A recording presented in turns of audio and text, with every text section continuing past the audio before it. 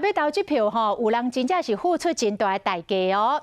后日拜六高雄市长的补选，一个伫中国总开这个本省男子，赶年的7月底买飞机票为上海登来高雄，就是希望做14天的居家检疫了后，会当顺利去投下这个新型的一票。也毋过，等伊回到中国了后，爱搁伫当地接受到居家检疫14天。也就是讲，伊为着要登来选这票，有将近1个月时间拢袂当来出门。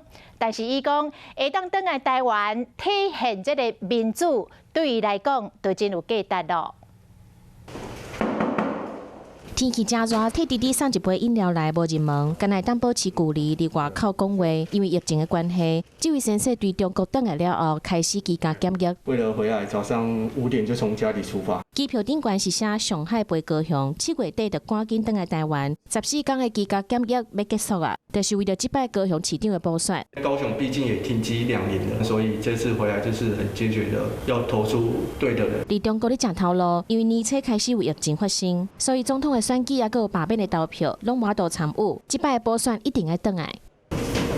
14天无法度出门，规天拢伫共一个空间，来回机票1万块左右，家己搁加请半个月假，甚至登去中国了后，还搁接受14天的隔离。刚好1个月都是在被隔离，返乡啊，还是甚至我们从国外的北漂的青年，我觉得还是鼓励回家支持。逐天替朱砂等的家人，嘛拢做支持伊的决定。